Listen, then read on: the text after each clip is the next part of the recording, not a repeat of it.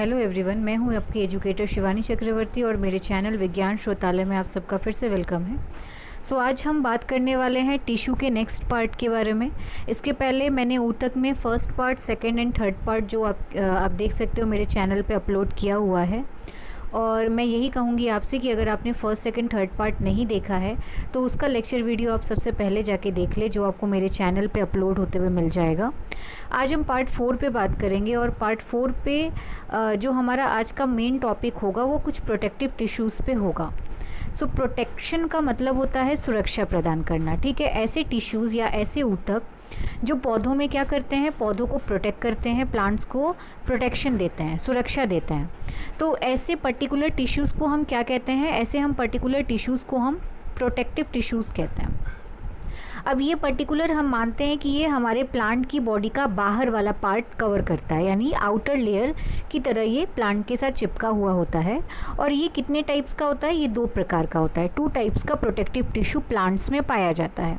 सबसे पहला जो होता है उसका नाम होता है एपिडर्मिस सिंपल टिश्यू।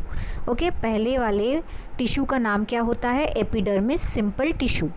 ये एपिडर्मिस टिश्यू जो होती है ये पूरे प्लांट की इंटायर बॉडी को, जैसे हमारी स्किन होती है हमारे शरीर को ढक के रखती है, उसी तरीके से हमारा जो एपिडर्मिस वाला टिश्यू होता है वो प्लांट के शरीर को कवर करके रखती है, यानी प्लांट की पूरी बॉडी को, इंटायर बॉडी को आउटर साइड से कवर करके रखती है।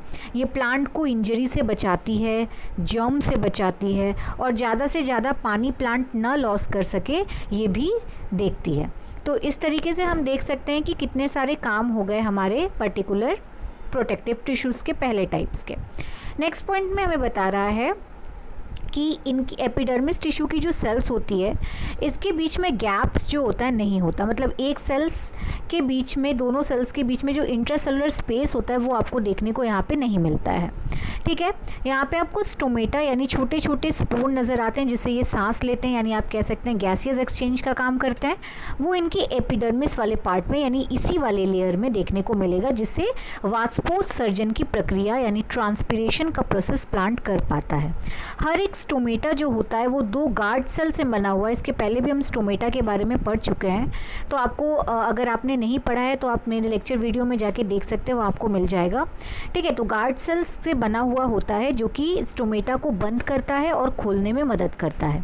कहते हैं कि जो जितने भी डिज़र्ट प्लांट होते हैं, डिज़र्ट मतलब ऐसे प्लांट जहाँ पे पानी की कमी होती है, मरुस्थलीय पौधा जिसे हम कहते हैं, उनमें आपको एपिडर्मिस और क्यूटिंग देखने को मिलता है जो वाटर को कम से कम लॉस होने से जो है ज़्यादा से ज़्यादा लॉस होने से रोकते हैं, ठीक है। इनकी मोटा, इसीलिए आप अगर आप कैक्टस, नागफनी का पौधा आप देखो, उनकी त्वचा देखो कितनी मोटी होती है, उनमें कांटे होते हैं।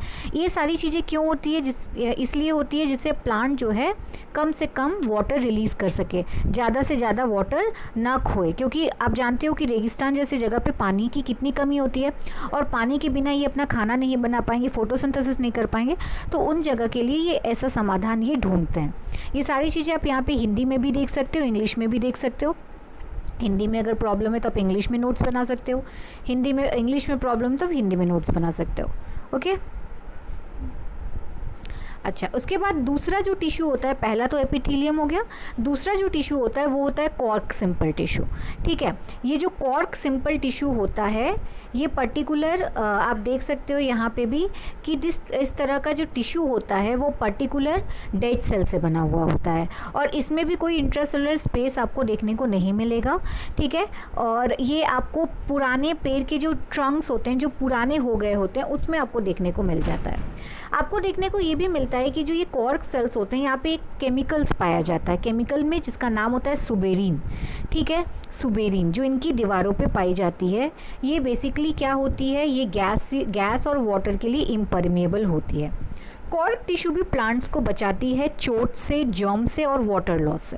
तो ये हमारी बात हो गई दोनों हमारे प्रोटेक्टिव टिश्यू की, एक था एपिथेलियम सिंपल टिश्यू और एक था कॉर्क टिश्यू, ठीक है। इसके अलावा हम बात करते हैं कॉम्प्लेक्स टिश्यू सिस्टम की, जो प्लांट्स में देखने को मिलता है। ये सारी चीज़ें मैंने आपको थर्ड पार्ट में, सेकंड पार्ट में जो प्लांट के टिश्यू का चार्ट था उसमें बताया था, उन्हीं चार्ट के बारे में हम पढ़ रहे हैं एक एक करके। तो ये जो कॉम्प्लेक्स टिश्यूज़ होती हैं, जटिल ऊतक होती हैं, ये कई तरह के अलग अलग टाइप्स की कोशिका से, सेल से मिलके बने होते हैं, जिनका काम एक होता है। अलग होते हैं लेकिन काम इनका एक होता है और ये एक साथ काम करते हैं, इसीलिए इनको कॉम्प्लेक्स टिश्यू नाम दिया गया है। ये कॉम्प्लेक्स टिश्यू बेसिकली 2 टाइप्स के होते हैं, एक होता है जाइलम और एक होता है फ्लोएम। तो हम नेक्स्ट अपनी क्लास में जाइलम एंड फ्लोएम के बारे में बात करेंगे और उनके फंक्शंस के बारे में बात करेंगे। सो आई होप कि आज का आपका ये जो लेक्चर वीडियो था मेरा, ये आपको समझ में आया हो। अगर आपको कोई दिक्कत है कहीं किसी जगह पे, तो आप कमेंट बॉक्स में कमेंट कर सकते हैं। और साथ ही साथ अगर आपको मेरा लेक्चर वीडियो अच्छा लग रहा है, समझ में आ रहा है, तो आप लाइक, सब्सक्राइब, शेयर करना बिल्कुल भी मत भूलिएगा। फिर मिलेंगे अपने नेक्स्ट टॉपिक के साथ। Thank you.